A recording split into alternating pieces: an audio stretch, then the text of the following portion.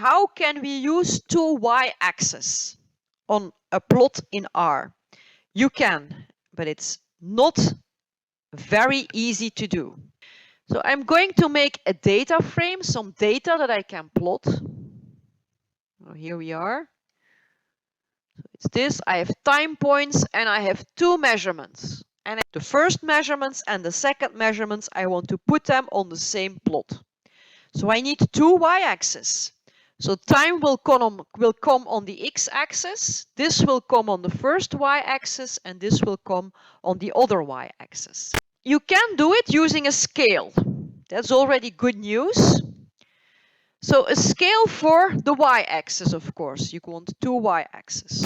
And, well, we are going to put measurements on the y-axis, so it's a continuous scale.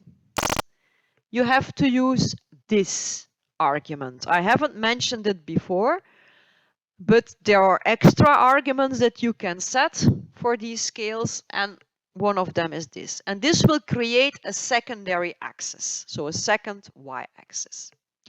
Now, what is important? He will make the axis, but he will plot all your points, all your measurements on the first y-axis. First I have to do this. And then this. So he makes the two axes. You can see that. You have the first one, it's concentration 1, and it's the second one, it's concentration 2. This are the first measurements, so they have to be plotted against the first y-axis in blue. That's what I ask here. This is my second set, the red one is the second set of measurements, and I want to plot these against the second y-axis. And they have to be in red. So that's what I do here. Now, what's the problem? That's something he cannot do. He will plot all the measurements on this y-axis. And this is why you need that scale factor. Because you need to rescale your second set of measurements so that it fits the first y-axis scale. How do you do this? It's always the same. So once you have seen it, you can do it yourself.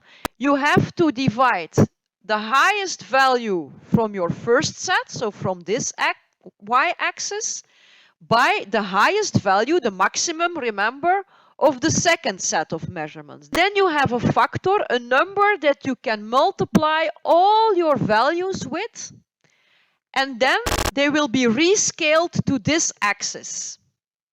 So he will plot all of them to this axis, but he will create the secondary axis. So I can show you what it is. The scale factor, it's 0.2. So to go from this y-axis to this y-axis, I have to multiply all my values with 0.2. So that's what I do here. And when I multiply each of these values with 0.2, they now become comparable to this y-axis. And I can plot them. And I just do this. I get exactly the same plot, but without the second y-axis. And then to add the second y-axis, you have to do it like this.